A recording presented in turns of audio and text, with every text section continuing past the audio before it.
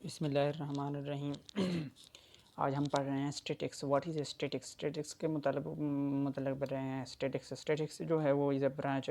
Statics जो है ना वो branch of mathematics that is concern with collection analysis of data. जो कलेक्शन मतलब जिसमें हम कलेक्शन करते हैं और उस पे तजर्बात एनालिसिस उस पे तजिया करते हैं। Collections and analysis of data. Collection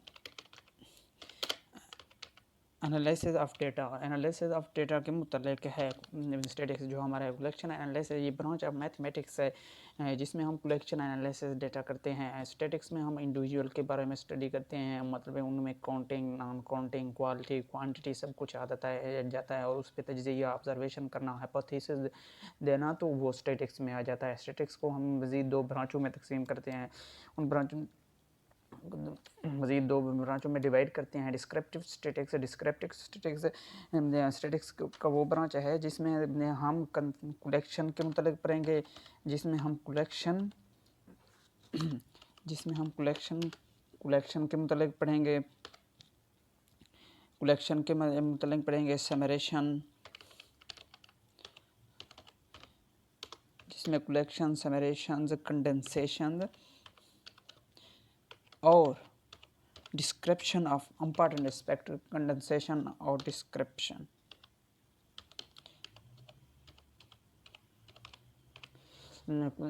descriptive statics के दो ब्रांच है जिसमें हम पढ़ेंगे कलेक्शन के मतलब हम डेटा को कलेक्ट कैसे करते हैं या कलेक्ट कैसे करते हैं, और समराइजेशन मतलब उसको समराइज, एक समरी फॉर्म में कहते हैं ना, समराइज उसका खुलासा बनाना, उसको खुलासा समराइज उसको कैसे करते हैं, उसके समरेशन कैसे करते हैं, उसको अरेंज कैसे देते हैं, एंड कंडेंसेशन और उसको कंडेंस करते हैं, उसमें से जो राह है, उसमें से जो खामियां हैं उनको दूर करके हम अपने इंफॉर्मेशन के मुताबिक जो हमें चीज़ें ज़रूरत होती हैं डेटा में से उसको निकाल लेना और बाकी को मतलब रॉ फार्म दे देना। तो हमारे पास वो कंडेंसेशन आ गए। तो जहाँ तक हमारे पास कंडेंसेशन मतलब ये हमारे पास कंडेंसेशन आ गई, ये कंडेंसेशन तक आ गई। कंडेंसेशन के बाद हमारा कंडेंसेशन आ गई। और डिस्क्रिप्शन में क्या आता है? डिस्क्रिप्शन में जो डेटा हमने कलेक्ट किया, जिसको समराइज़ किया, जिसको कंडेंस किया, उसको डिस्क्राइब करना, अपने अल्फाज में वजाहत करना कि वो किस तरह का डेटा है और किसके लिए मुफीद है और किस यूज़ के लिए, उस पर को लागू करना किसी चीज़ पे हमारे डिस्क्रिप्शन ऑफ डेटा में आ जाता है। उसके बाद इसका दूसरा ब्रांच है inferential statics. Sorry, inferential statics से जो रिलेटेड होता है, जिसमें हम पॉपुलेशन के बारे में रिजल्ट दें, about the population on the basis of information obtained from the sample से जो इन्फॉर्मेशन हमें मिले उसके बाद हम पॉपुलेशन के बारे में रिजल्ट देना, मतलब information from sample, information sorry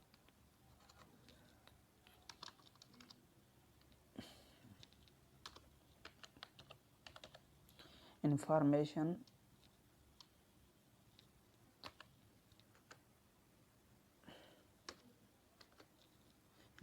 from sample से इंफॉर्मेशन हासिल करना, वो हमारे पास किस में आ जाता है? सॉरी, हमारे पास इंफॉर्मेशन फ्रॉम सैंपल से इंफॉर्मेशन हासिल करना, इंफॉर्मेशन फ्रॉम सैंपल से इंफॉर्मेशन हासिल करके और सैंपल से इंफॉर्मेशन हासिल करके और पॉपुलेशन के बारे में कोई डेटा रिजल्ट देना। सपोज करते हैं हमारे क्लास में 40 स्टूडेंट हैं और उनमें से टीचर ने मतलब या प्रिंसिपल आया हमारे क्लास में, उसने 3-4 स्टूडेंट्स का रिजल्ट लिए, उनसे क्वेश्चन पूछे, उनकी इंटरव्यू की और फिर पूरे क्लास के बारे में राय दे दी, ये एक्सीलेंट क्लास है, ये बेटर है, ये बेस्ट है, ये वीक है। इसके बारे में इंफॉर्मेशन ये हमारे किस चीज़ में आ जाता है? ये इन्फ्रेंशियल स्टैटिक्स में आ जाता है। इन्फ्रेंशियल स्टैटिक्स में हम खुद सपोज करते हैं as a result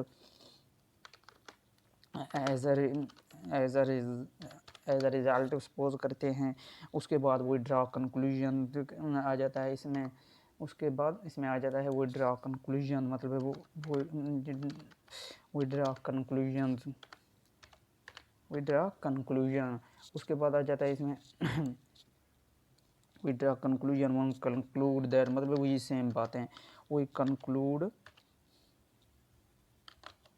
we conclude that, जब हम सपोज करते हैं, हम रिजल्ट ड्रा करते हैं, मतलब वी कंक्लूड दैट, नतीजा निकालते हैं। उसके बाद हमारे पास आता है data. What is a data? Data refers to facts, जिसमें हमारे पास फैक्ट्स फिगर हूँ, फैक्ट्स एंड फिगर, मतलब फैक्ट्स एंड फिगर, जिसमें फैक्ट्स एंड फिगर हों हमारे पास, वो हमें डेटा कहलाता है। मतलब जिसमें फैक्ट्स फिगर नहीं, कौन एक दो गिनतियाँ भी आ सकती हैं, कोई टेक्स्ट भी आ सकता है, कुछ भी हो वो हमारे लिए डेटा होगा। जो हमारे लिए यूज़फुल हो उसको हम डेटा कहते हैं। फैक्ट्स एंड फिगर जिसमें हो ना, उसको हम डेटा कहते हैं, जिसमें हमारे लिए कुछ यूज़फुल चीज़ हो। उसके बाद हमारे पास आता है इन्फॉर्मेशन। इन्फॉर्मेशन वो होता है जो कंडेंस फॉर्म ऑफ डेटा होता है। Condense form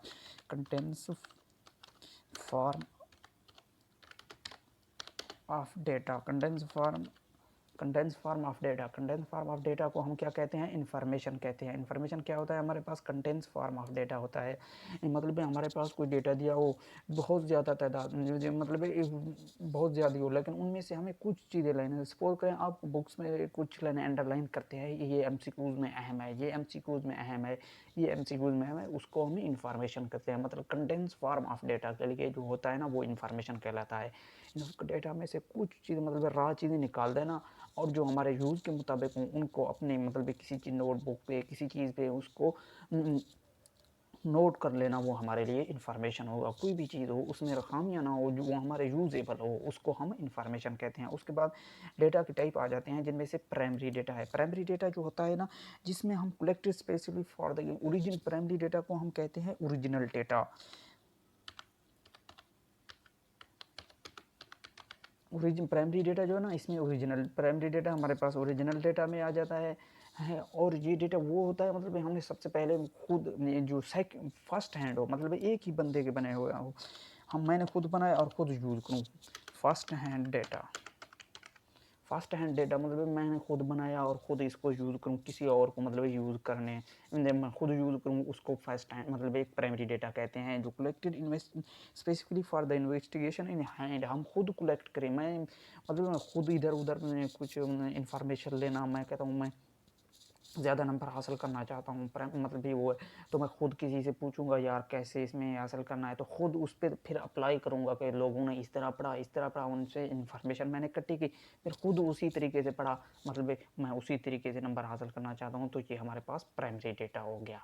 primary data original data है, जो खुद बंदा बनाए, जो खुद मतलब सपोज करे कि उसने ऐसे पढ़ा, उसने ऐसे स्टडी की, खुद सपोज करे, फिर उस पर खुद अमल करे, वो प्राइमरी डेटा में आ जाता है। उसके बाद हमारा दूसरा ऑप्शन है क्या, ये फर्स्ट हैंड डेटा होता है, मतलब पहली मरतबा यूज़ होने डेटा होता है, जो प्रीवियसली कलेक्टेड नहीं होता, बंदा फर्स्ट हैंड मतलब पहली दफ़ा बनाया फिर खुद उस पर यूज़ किया। और उसके बाद हमारे पास आ जाता है सेकेंडरी डेटा। सेकेंडरी डेटा में क्या होता है? सेकेंडरी डेटा होता है सेकेंड हैंड डेटा होता है।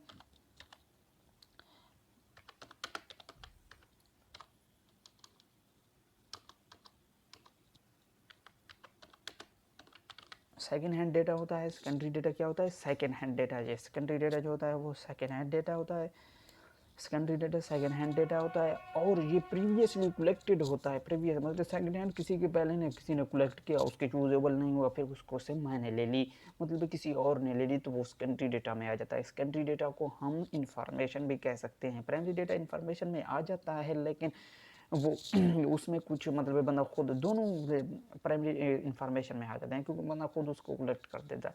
सेकेंडरी सेकेंड हैंड डेटा होता है। सेकेंडरी डेटा जो होता है सेकेंड हैंड, मतलब आपने किसी आपके दोस्त ने या किसी की और ने, किसी कंपनी ने, किसी दूसरी कंपनी ने कोई डेटा कलेक्ट कर ली है, डेटा कलेक्ट की, लेकिन वो उसके यूज़ेबल नहीं आई, वो उन्होंने उसको इस्तेमाल नहीं किया, वैसे ही वैसे रख दिया। फिर आपने वो डेटा उनसे ली, कुछ पैसे दिए या कुछ ऐसे ही दोस्त से ली, तो खुद उसको यूज़ किया, खुद उस पर अमल किया, फिर मतलब फिर उसको जो एज अ वर्केबल फॉर्म में, एज अ फंक्शनल फॉर्म में ले आए, वो सेकेंडरी डेटा कहलाता है। जो प्रीवियसली कलेक्टेड हो, previously collected data, previously collected data को हम क्या कहते हैं? Previously collected data. ये प्रीवियसली कलेक्टेड डेटा होता है। सेकेंड हैंड मैंने इसलिए कहा प्रीवियसली कलेक्टेड डेटा, ये प्रीवियसली कलेक्टेड डेटा है। सॉरी,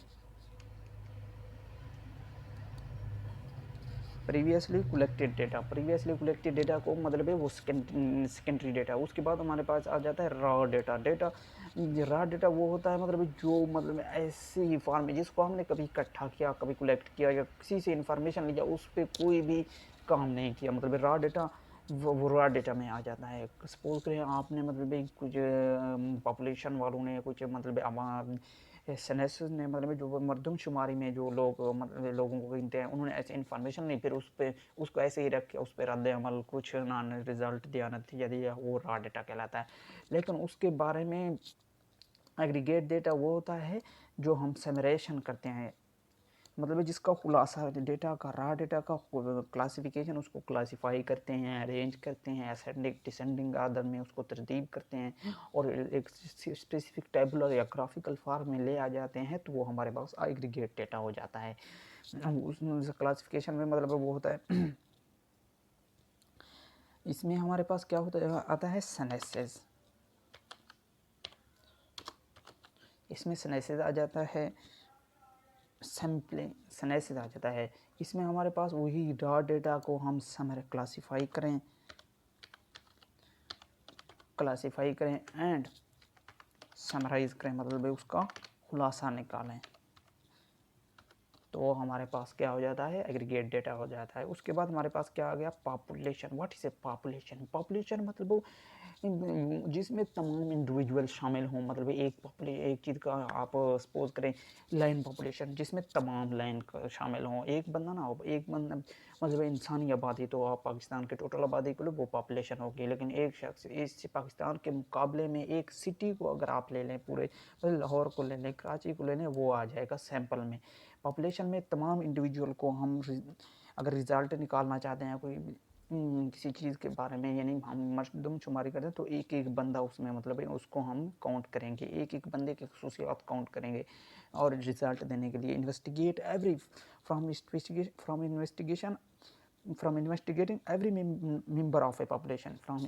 ये पॉपुलेशन डेटा कौन सा होता है, ये डेटा है सैम्पल डेटा और पॉपुलेशन डेटा फ्रॉम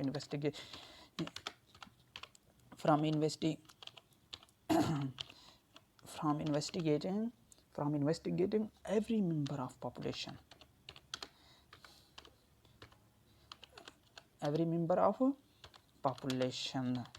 जो स्पेलिंग टाइपिंग में कभी गलती हो जाती है तो आपने समझ लेना है खुद यहाँ पे।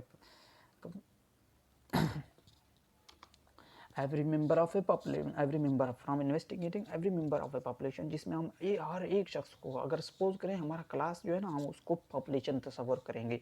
अगर हर एक स्टूडेंट से कोई टीचर आ गया, कोई मतलब प्रिंसिपल आ गया, वो हर एक स्टूडेंट से अगर सवाल पूछे, उसके बारे में पूछे, उसकी खसूसियात पूछे, तो वो हमारे पास क्या किस चीज़ में शामिल हो जाएगा, वो पॉपुलेशन डेटा में शामिल हो जाएगा। उसके बाद हमारे पास आता है सैंपल जो होता है वो पॉपुलेशन से मुख्तलिफ है, मतलब एक शख्स एक चीज़ मतलब किसी में, अगर हम सपोज करते हैं अपनी क्लास को लेते हैं, आप जिस क्लास में पढ़ रहे हैं उस क्लास को ले लेते हैं, उसमें से टीचर आया, प्रिंसिपल आया, उसने मतलब कुछ स्टूडेंट से सवाल पूछे, या कुछ स्टूडेंट्स का कद मैयर की, या मतलब हाइट मैयर की, या कुछ स्टूडेंट्स का इंटेलिजेंस के बारे में मतलब कुछ रिजल्ट इन्वेस्टिगेट करने के लिए कुछ स्टूडेंट से सवाल कर लिए, वेट की, 3-4 स्टूडेंट्स को वेट कर दी और एवरेज वेट बता दी कि इस क्लास में एवरेज वेट इतनी है, ये आ जाएगा हमारे पास सैंपल में। सैंपल जो होता है जिसमें बहुत ज़्यादा पॉपुलेशन इन्वॉल्व हों, मैनी पॉपुलेशन जिसमें मैनी पॉपुलेशन इन्वॉल्व हों, लेकिन हम एक ओनली सिलेक्शन इज चूजन, लेकिन हम उनमें से एक ही मतलब ओनली सिलेक्शन, ये है सैंपल की तारीफ, ओनली सिलेक्शन इज चूजन, जिसमें एक ही सिलेक्शन को हम चूज करें, जिसमें हम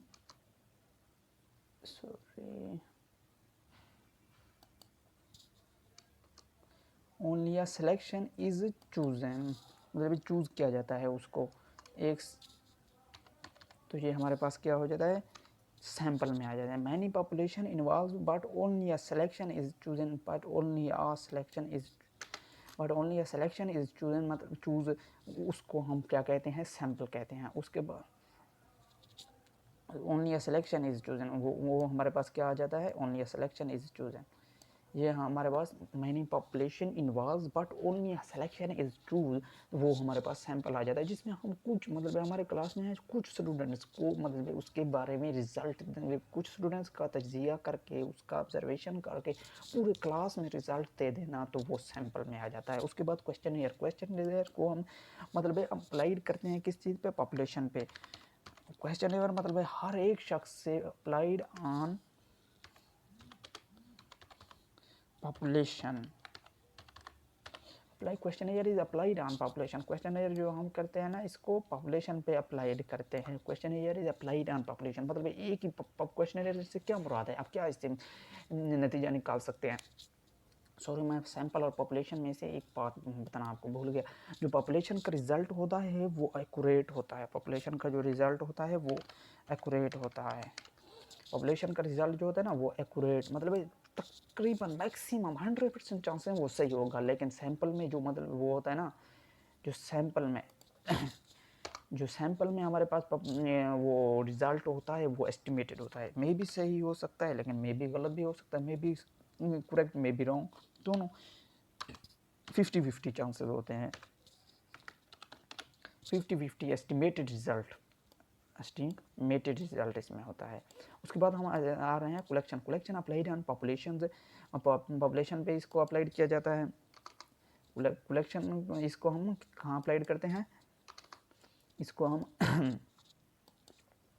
अप्लाइड ऑन पॉपुलेशन मतलब क्वेश्चन अप्लाइड ऑन पॉपुलेशन का मतलब क्या है कि हर एक शख्स से सवाल पूछना या उसके बारे में मतलब आप कहीं पे रजिस्ट्रेशन करना चाहते हैं या आप किसी चीज़ के बारे में इंफॉर्मेशन लेना चाहते हैं, तो आप एक इदारे में गए या आप एक शख्स के ग्रुप में गए, उन तमाम ग्रुप से उसके बारे में राय लेना, तो वो क्वेश्चन यार पॉपुलेशन लगे।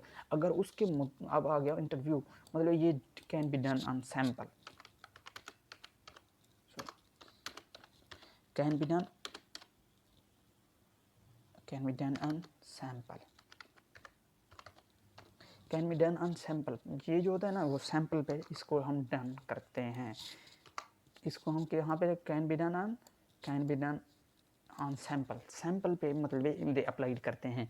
इस इंटरव्यू में क्या आता है, इंटरव्यू में ये पॉपुलेशन में हमने हर एक शख्स के से सवाल पूछना मतलब किसी चीज़ में के बारे में हमने राय जो देना हर एक शख्स से उसके बारे में सवाल पूछना है। जबकि इंटरव्यू में एक दो शख्स से हमने सवाल पूछे, फिर आप कहते हैं ना आप किसी इदारे में जाना चाहते हैं, रजिस्टर लेना चाहते हैं, तो मतलब मैक्सिमम तो आप 50-20 स्टूडेंट से अगर सवाल पूछ लेना उसके बारे में पूछ लें, अपने उस क्लास टीचर के बारे में पूछ लें, तो वो क्वेश्चन है। अगर आपने एक दो स्टूडेंट से पूछ लिया और वापस चले गए और टीचर में राय दे दी कि ये गुड टीचर है या बैड टीचर है या इसके तरीका समझाने का ठीक नहीं है, क्योंकि कुछ स्टूडेंट्स को उनके अपने मुताबिक राय होते हैं, फिर वो इंटरव्यू में आता है मतलब किसी का इंटरव्यू लेना।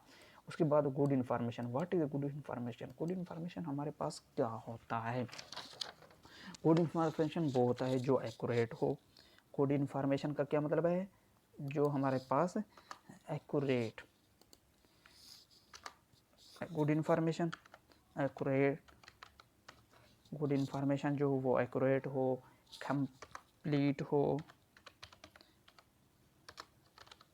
गुड इन्फॉर्मेशन एक्यूरेट हो, कंप्लीट हो, कंसाइज मतलब ये जो चीज़ हमें ज़रूरत है उसी फॉर्म में हो। ये ना वो इन्फॉर्मेशन से बड़ा पड़ा हो, उनमें से कुछ चीज़ें हमें ज़रूरत है कुछ चीज़ें ज़रूरत नहीं है, तो वो भी उसमें शामिल हो नहीं, वो कंसाइज होना चाहिए और अंडरस्टैंडेबल मतलब हमने जो इन्फॉर्मेशन दी वो दूसरे को समझ आए। ये ना हो कि डॉक्टर ने एक मतलब एक अनपढ़ को दे दी, आपने ये दवाई लेना है, उसका नाम बता दिया, उसको राइट नहीं कर दिया, तो वो उसके लिए कैसे वो समझ, वो रट्टा लगा के जाएगा रास्ते में, तो उसको बोल जाएगा लिख के दी मतलब इन्फॉर्मेशन वो लिख के दी, वो उसने स्टोर वाले को दिखाया, वो फ़ौरन ही लेगा।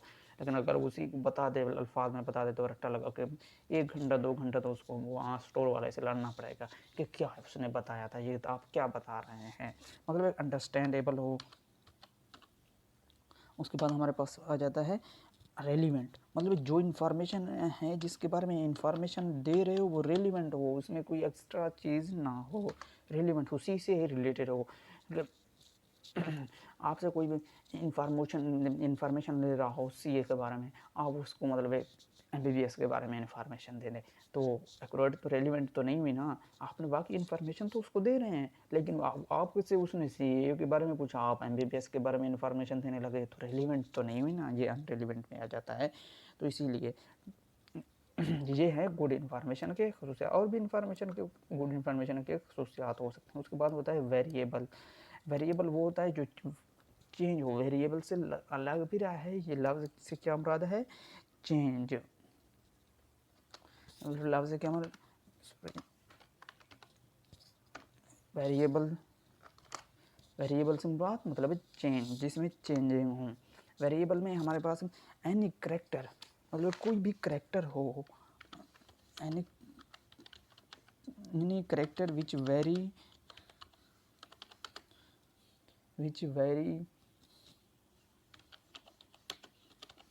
फ्रॉम इंडिविजुअल टू इंडिविजुअल, या फ्रॉम इंडिविजुअल टू इंडिविजुअल, या from one people to another people, कुछ भी हो सकता है। From individual to another individual,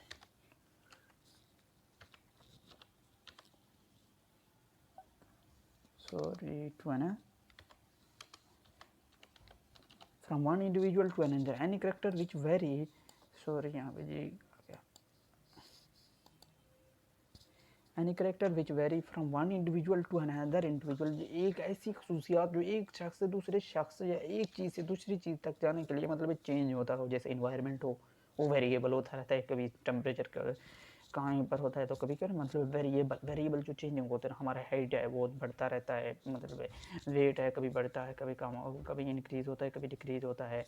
तो इसी तरह ये करेक्टर होता है। वेरिएबल मतलब चेंज, वेरिएबल का लफ्ज़ी माने क्या है, चेंज, चेंजिंग, चेंजिंग मतलब जो तब्दील होता रहे, चेंज ना चेंजिंग, इसमें आ जाता है चेंजिंग। उसके बाद हमारे पास आता है वेरिएबल के मज़ीद टाइप है, जिनमें से हम वेरिएबल वो जो वेरिएबल को हम मेजर कर सकें वो क्वांटिटेटिव वेरिएबल आ जाते हैं। क्वांटिटेटिव वेरिएबल का मतलब उसमें न्यूमेरिकल वैल्यू हों, जिसमें न्यूमेरिकल वैल्यू हों,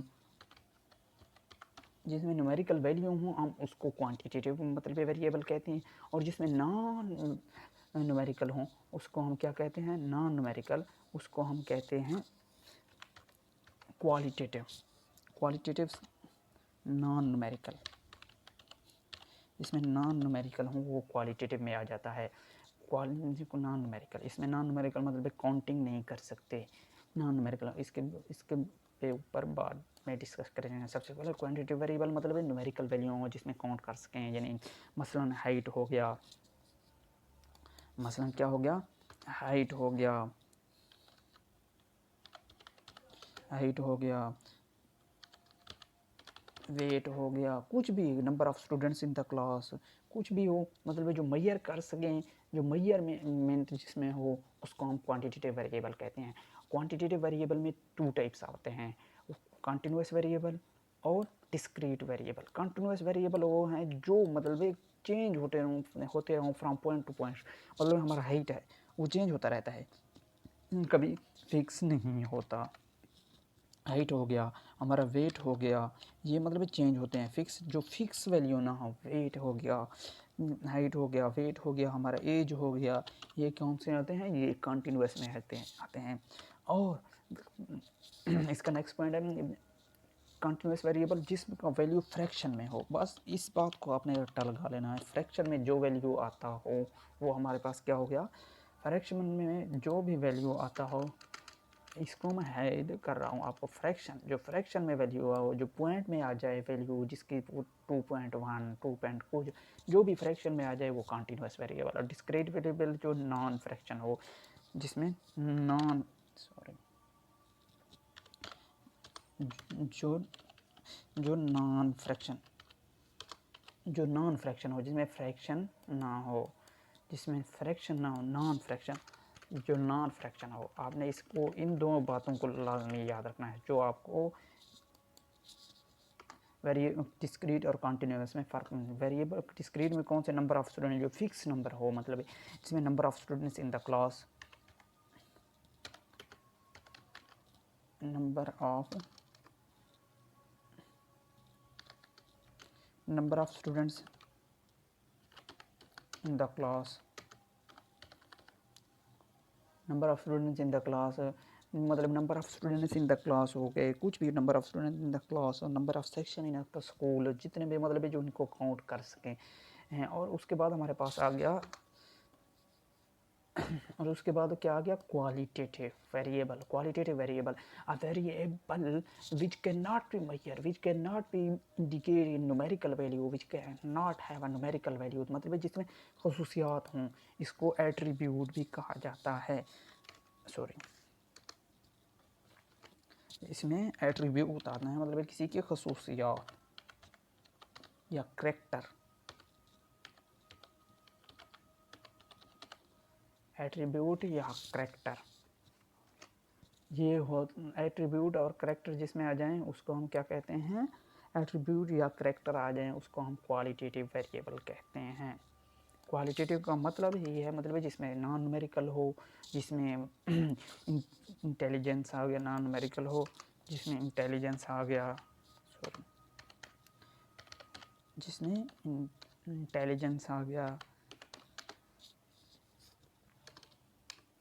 इंटेलिजेंस आ गया और कुछ भी इंटेलिजेंस आ गया।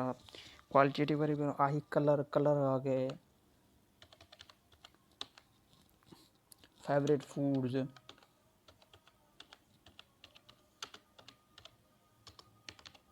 जिनमें टेस्ट हो, मतलब टेस्ट सेंस, सेंस से जो मतलब किए जाएं, मतलब हायर किए जाएं, सुने जाएं, टेस्ट मतलब देखे जाएं, फूड्स, फेवरेट फूड जिसमें टेस्ट हो, इन्हीं सभी को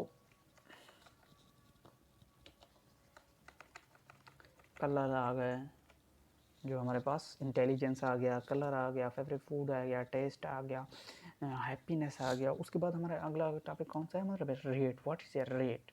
रेट जो होता है वो डिफरेंट क्वांटिटी के यूनिट को आपस में कंपेयर करता है, compare to quantity of different unit से। डिफरेंट यूनिट से मतलब किलोमीटर पर आवर हो गया, किलोमीटर पर, किलोमीटर पर पर आवर हो गया।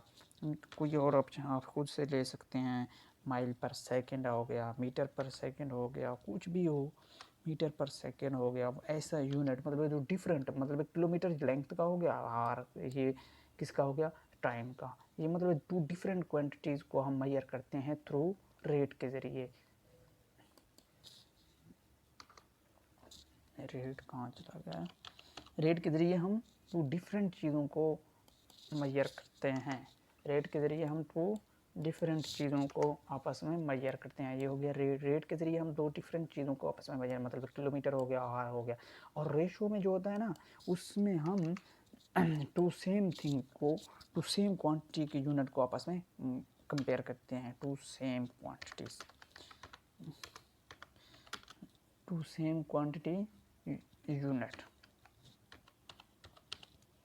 क्वांटिटीज, जिसमें आप इंसान की भी एग्जाम्पल ले सकते हैं। एक मेल को मेल से कंपैरिजन करना, एक फ़ीमेल को फीमेल से कंपैरिजन करना, या मेल फीमेल, क्योंकि वो एक ही क्वांटिटी में आ जाते हैं, वो ह्यूमन बीइंग में आ जाते हैं, मतलब टू सेम क्वांटिटीज़ में मेजर करना। इसमें आ जाता है मतलब आपने इंसान को चींटी से या हाथी को चींटी से कंपैरिजन करना, बल्कि इस आ जाता है रेट में। और रेशो में आ जाता है आपने हाथी को हाथी से, इंसान को इंसान से, इस तरह का ये ना, ये रेशो में आ जाता है। इसका मिसाल मैं आपको बताऊं, मैन टू वोमेन रेशो, जो भी रेशो जो आता है वो सेम क्वांटिटी के लिए, बस इसके लिए सेम और डिफरेंट, मतलब डिफरेंट क्वांटिटीज़ आपने सॉरी, जल्दी में लिख रहा हूँ, थोड़ा सा टाइपिंग मेरी कमज़ोर है, या डिफ़र, इसमें डिफ़र हो और इसमें सेम, ये दो लफ्ज़ आपने ऑब्जर्वेशन। ऑब्जर्वेशन वो होता है मतलब जिसमें हम the different value of variable observe करें या मेजर करें, measured values, different measure values. Sorry, यहाँ कहाँ क्या जाए हम, ऑब्जर्वेशन यानी डिफरेंट वैल्यूज़ ऑब्जर्व्ड या मेजर्ड, डिफरेंट वैल्यू ऑब्जर्व्ड या मेजर्ड, डिफरेंट वैल्यूज़ ऑब्जर्व्ड या मेजर। यहाँ डिफरेंट वैल्यूज़ ऑब्जर्व या मेजर मतलब जो ऑब्जर्व किए जाएं, सॉरी, जो डिफरेंट वैल्यू ऑब्जर्व किए जाएँ या मेजर किए जाएँ, हम उनको ऑब्जर्वेशन कहते हैं। उसके बाद क्लासिफिकेशन ऑफ डेटा, क्लासिफिकेशन को तो आपको पता है, क्लासीफाई किसी चीज़ को तकसीम करना, डेटा को स्पेसिफिक करें, फॉर्म में ले आना। Classification of data is called information. ये बात भी आप याद रखें, कभी कभी एमसीक्यूज में आ जाता है। Classification of data is called information. मैं शॉर्टकट फॉर्म में लिखता जा रहा हूँ, आपने समझ लेना। Is called information. Classification of data is called information. उसके बाद बेसिस ऑफ क्लासिफिकेशन है क्वालिटेटिव इन्फॉर्मेशन, क्वांटिटेटिव आ जाता है, टेम्पोरल आ जाता है। बेसिस ऑफ क्लासिफिकेशन क्वालिटेटिव मतलब है जिसमें हम किसी करेक्टर के खसूसियात पे डेटा को क्लासीफाई करें। क्वांटिटेटिव न्यूमेरिकल वैल्यू के बेस पे डेटा को क्लासीफाई करें। टेम्पोरल मतलब सीज़न मौसम के मुताबिक डेटा को मतलब डिवाइड करें, डिवीजन करें। मतलब आपने मौसम के मुताबिक अपना बिजनेस खोलना है, मतलब डेटा उसके बारे में डेटा आपने सर्दियों में कुछ मतलब कौन सी चीज़ ज़्यादा बिकती है, कौन सी ज़्यादा चीज़ की ज़्यादा परचेज होती है, वो चीज़ खोलनी है। ये क्लासिफिकेशन ऑफ डेटा। और जियोग्राफी मतलब geography earth, Jio for earth, graphy मतलब ग्राफिकल। अर्थ मतलब जियोग्राफी एक जगह, प्लेस के मुताबिक हमने इसमें आ जाता है प्लेस के मुताबिक आपने अपना बिजनेस शुरू करना है या डेटा कलेक्ट करना है, जियोग्राफी फॉर प्लेस। उसके बाद हमारे पास आ जाता है class. What is a class? Class में जो होता है, क्लास में group of items are individual having similar characteristics. Group of items are individual. Group of class में जो हमेशा एक ही चीज़ के मतलब एक ही चीज़ की शायद हम क्लास में अगर बैठ जाएँ एक स्टूडेंट का क्लास लेने तो तकरीबन मैक्सिमम चांस होंगे तो उनकी एवरेज मतलब एज भी बराबर होगी, तकरीबन मैक्सिमम हाइट भी बराबर होगी, क्योंकि वो एक ही चेयर में हों। मतलब क्लास होता है जिसमें an item same items are group of items are individual having similar characteristics. Group of atom are individual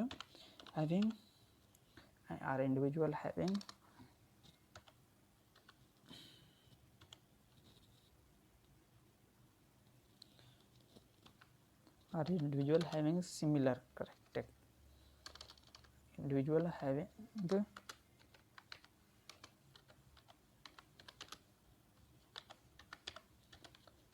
similar character, जिसमें हो सिमिलर करेक्टर हों, जिसमें सिमिलर करेक्टर हो, वो हमारे पास क्या आ जाता है? क्लास हो जाता है। A group of items are individual having a similar character, जिसमें सिमिलर करेक्टर है वो क्लास में शामिल हो जाता है।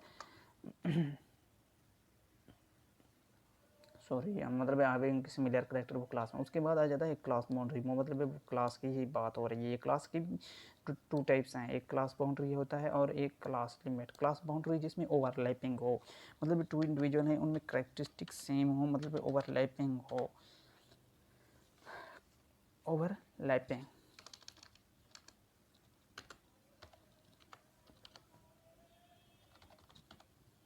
जिसमें ओवरलैपिंग हो वो क्लास क्या होता है? वो क्लास बाउंड्री में आ जाता है।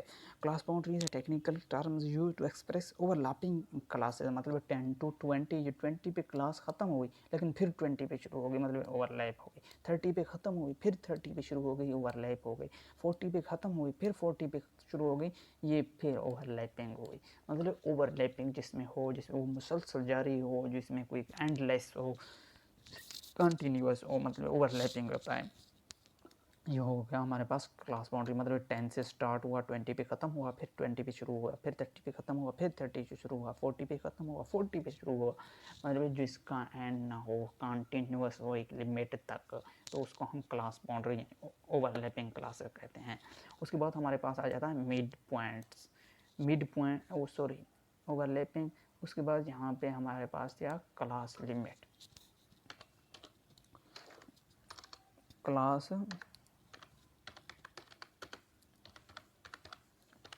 क्लास लिमिट आ गई। Class limit what is a class में जो नॉन ओवरलैपिंग क्लासेस हो, जिसमें नॉन ओवरलैपिंग जो कंटिन्यूस ना हो, जो कंटिन्यूस जो डिस्क्रीट हो, मतलब इसमें कंटिन्यूस आ जाता है। ये होता है, इसमें क्या होता है? ये कंटिन्यूस डेटा में शामिल है। ये कंटिन्यू मतलब जो डेटा कंटिन्यू हो, और ये जो शामिल है क्लास लिमिट डिस्क्रीट। मतलब डिसकंटिन्यूअस, आपने समझ लेना है। डिस्क्रीट का मतलब क्या होता है, ये डिस्क्रीट में आ जाता है। डिस्क्रीट या डिसकंटिन्यूअस दोनों एक ही लफ्ज़ है। मतलब नॉन ओवरलैपिंग क्लासेस। दूसरा इसके लिए क्या होगा, non overlapping, non overlapping, non overlapping जिसमें हो नॉन ओवरलैपिंग, ये हो गई नॉन ओवरलैपिंग। जिसमें नॉन ओवरलैपिंग हो वो हमारे पास क्या होता है, क्लास लिमिट होता है। और इसकी मिसाल ये 10 to 19, 10 एक क्लास 10 से स्टार्ट हुई, 90 पे ख़त्म हुई, फिर 20 से स्टार्ट हुई, मतलब इनमें डिफरेंस है एक का, दूसरा एक नंबर आगे शुरू हो रहा है, मतलब ये कंटिन्यूअस तो नहीं है, ये डिस्क्रीट है, नॉन ओवरलैपिंग है, इनमें ओवरलैपिंग नहीं हो रही। 20 to 29, 30 to 39, 40 to 49। उसके बाद हमारे पास हो गया मिड पॉइंट। मिड पॉइंट का दूसरा नाम क्या है, class marks. Mid point, class marks एक ही चीज़ का नाम है। मैं आपको बता रहा हूँ what is the mid point. Class mid point half of the sum, half of the, क्या हो गया, half of the sum of, sorry, of upper and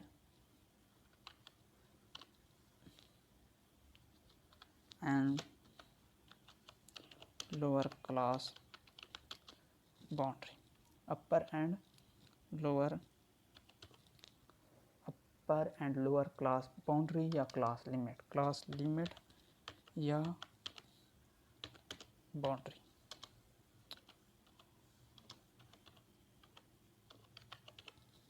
sorry, upper class limit या boundary, half of the sum. Half मतलब मैं उस दो पे तकसीम करना। हाफ का क्या मतलब हुआ, दो पे उसको तकसीम करना, टू पे तकसीम करना। Sum of upper and lower class limit, जहाँ देखें आप अपर लोअर क्लास लिमिट से क्या मतलब है जी, ये हो गया 10 जो है ना, यहाँ अपर क्लास है, और 20 सॉरी लोअर क्लास है, और 20 क्या हो गया, ये अपर हो गया। यहाँ 20 क्या हुआ, लोअर हुआ। यहाँ अपर 30 है, यहाँ 30 लोअर है, यहाँ 40 अपर है, 40 लोअर है, 50 अपर है। अगर क्लास लिमिट में है 10 लोअर है, 19 अपर है, लिमिट का बात हो रहा है, ये लिमिट की है। 20 लोअर है, 29 अपर है।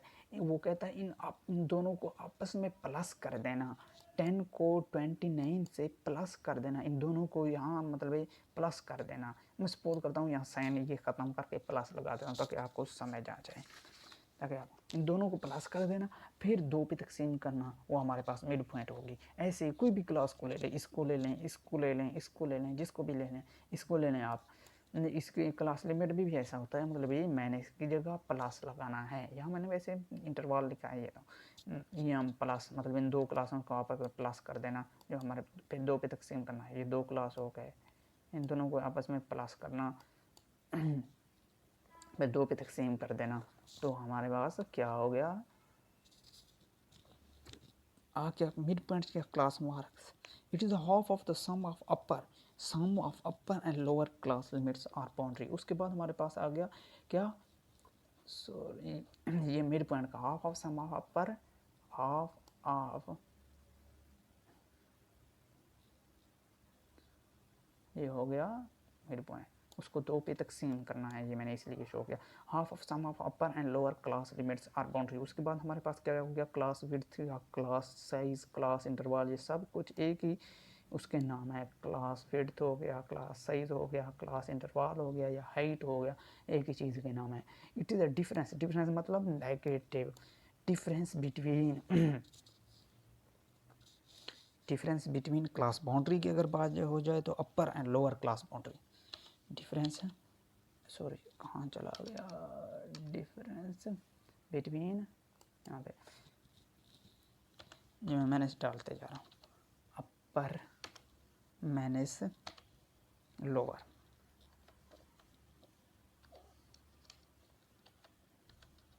अपर माइनस लोअर। यहाँ क्या करना है, ये upper minus lower class boundary C B, इसको मैं सी डॉट बी से शो कर रहा हूँ, सी बी यानी क्लास बाउंड्री। और यहाँ अब क्लास बाउंड्री की बात ख़त्म हुई, अब हो गई क्लास लिमिट। इसमें two consecutive lower, two consecutive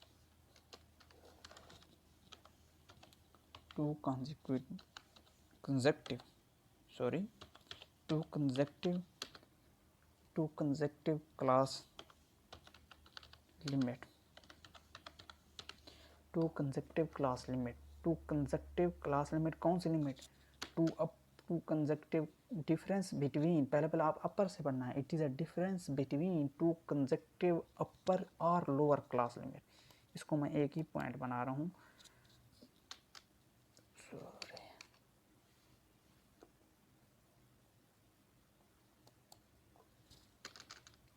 consecutive upper और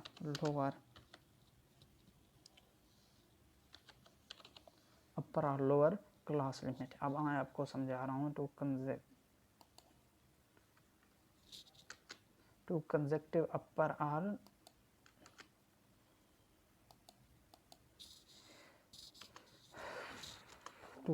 अपर और लोअर क्लास लिमिट, मतलब ये हो गया अपर। पहले क्लास बाउंड्री की मिसाल लें। वो कहता है upper and lower class boundary के लिए it is a difference between upper and lower class boundary. Upper मतलब 20 में से 30 माइनस करना, 30 में से 40 माइनस करना, 40 में से 50 माइनस करना, तो वो हमारे पास सिर्फ माइनस करना, यहाँ पे 2 पे तकसीम नहीं करना है, तो वो हमारे पास जवाब आ जाएगा class interval, class size, class width, जो भी आप कहें उसको, इन पॉइंट में से। उसके बाद हमारे पास अब क्लास लिमिट की बात आ रही है। क्लास लिमिट में आपने टू कंसेक्टिव, मतलब ये क्लास, अगर हम इनको नीचे ऊपर नीचे लिखें, मतलब यहाँ पे मैं लिख रहा हूँ 20 to 29, मतलब two consecutive upper, two consecutive lower, ये दोनों हो गए। ये 10 आ गया, ये 20 हो गया। इनको आपस में 20 में से -10, बड़े वैल्यू से हमारे साथ छोटा वैल्यू मैनेज करते हैं, तो वो हो गया हमारे पास क्लास इंटरवल। 20 में से 10 माइनस किया, 10 आ गया। या अपर में से, अपर क्या हो गया, यहाँ पे 10 में से यहाँ 19 अपर है, यहाँ 29 अपर है, मतलब 29 में से 19 माइनस करना कितना, 10 जवाब आ गया। इसी तरह आप क्लास इंटरवल या टू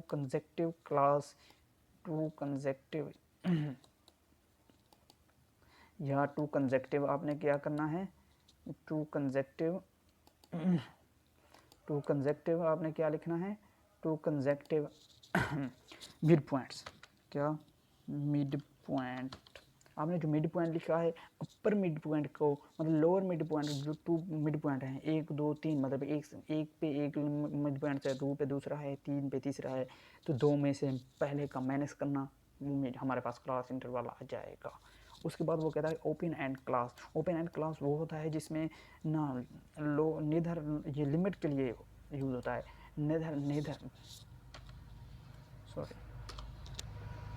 जिसमें ना lower class limit, neither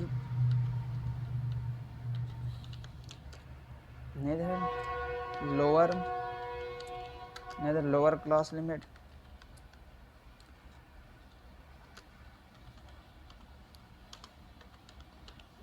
nor upper, ना ही अपर हो ना ही लोअर हो। मतलब ये देखें, वो कहते हैं यहाँ पे तो वो वर्डिंग में बिलो 5, मतलब यहाँ पे हमें लिमिट तो नहीं दिया हुआ, अपर दिया हुआ, यहाँ पे लो 5, और यहाँ अबव 25 आपने लिखना है, अबव 25। तो हमें ना ही लास्ट अपर क्लास लिमिट दिया हुआ है, तो इनको हम ओपन एंड क्लास करते हैं, मतलब अबव 25, इनका ना क्लोज नहीं है। ये बिलो 5 वो अपर वाले जो हमने पढ़े वो क्लोज थे, ये ओपन थे। ओपन, अब बिलो 5 या अबव 25 ऐसी बात आ जाए तो उनको हम क्या कहते हैं, वो आ जाते हैं ओपन एंड क्लास में। उसमें आ जाता है अरे को आपको पता है, arrangement of collective raw data in ascending और डिसेंडिंग ऑर्डर या इन मैग्नीट्यूड वे, उसको हम अरे कहते हैं। तो आज का हमारा लेक्चर यहाँ पे ख़त्म हो गया। इंशाल्लाह अगला लेक्चर इससे आगे शुरू हो गए और प्रैक्टिकल फॉर्म में क्लास बाउंड्री और क्लास लिमिट को एक्सप्लेन करें।